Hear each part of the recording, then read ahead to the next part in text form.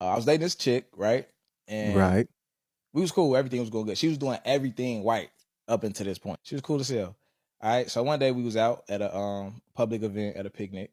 You was there. This. So I was just showing hospitality and shit, and I was walking people around, making sure they got their food, you know what I'm saying, kicking in and shit like that. But there was one particular young lady who I was having a conversation with that alerted her. Really, her friend pointed it out, and she was already drunk. Her friend pointed out, like, oh, watch him talking to her. He been talking to her for a while. Woo, woo. The girl who I was dating, she walked up behind me and kind of like fake made a little scene, you know, kind of made a little scene, like, and it was slight, but I'm like, all right, you know, chill out, whatever. And she's like, hey, we need to talk. Woo. I'm like, nah, we can talk about it later. You know what I'm saying? Like, I'll chop it up with you later. And she like, nah, we need to talk right now. I'm like, nah, let's do it later, right? So I'm knowing me and I know how I am. So I'm like, let's do it later. So I walk away. I walk out to go piss. She follow me, catch up with me, and she like go off. She crying, she yelling, she drunk, she going off. Like, you know what I'm saying?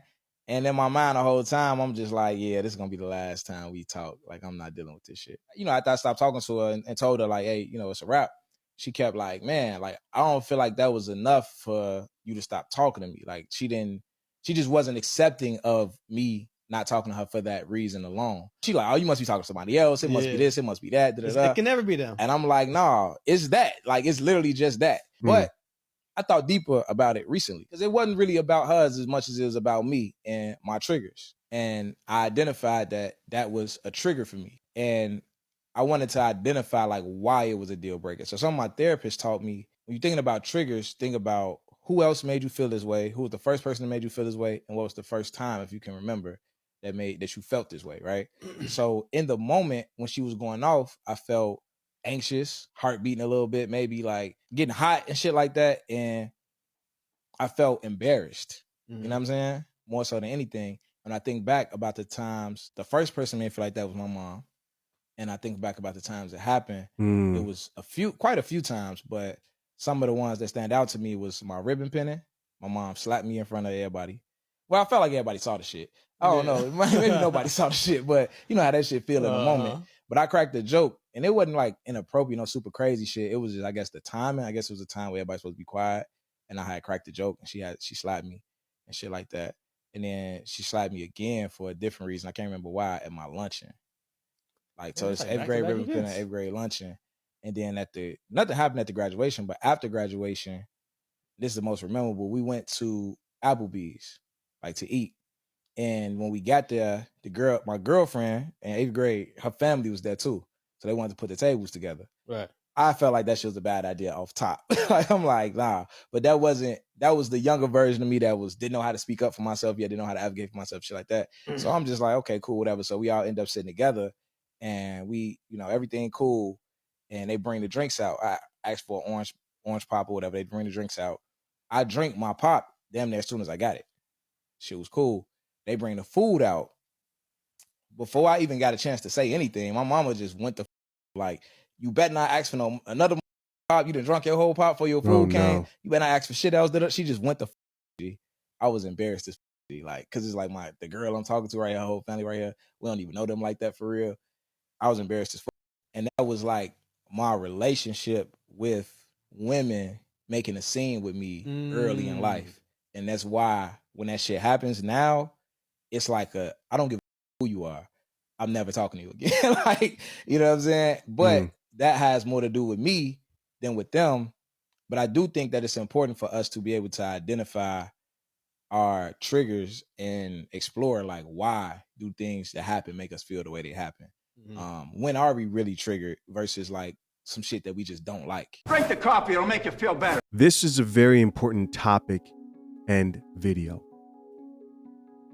He was dealing with a chick who could not control her emotions and had a traumatic upbringing of a mother who would constantly belittle him, yell at him, and that caused him to really build a lack of tolerance when it comes to a woman who is easily triggered, emotional, and acts and lashes out.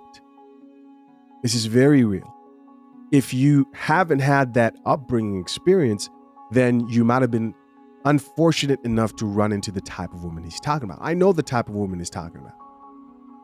If you've run into the type of woman he's talking about, you know the type of chick he's talking about. And while women in general tend to be more emotional than men, this is something different. This is a woman who is easily triggered to high emotion, anger, causing scenes. Listen, there's certain men who love that, gravitate towards that, love dealing with that. And then there's some men who just can't, who just cannot thrive in that type of toxic environment. And these are usually the type of men who realize it like, yo,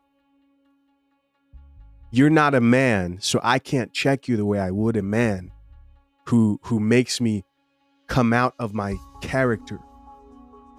Right? I can't check you the same way. I just have to take this emotional and verbal abuse of you going off. No, I can't do it. And the truth is, a lot of these quote unquote attractive chicks who think are really beautiful and they believe most men will deal with their shit, they rarely run into a man who's done the work.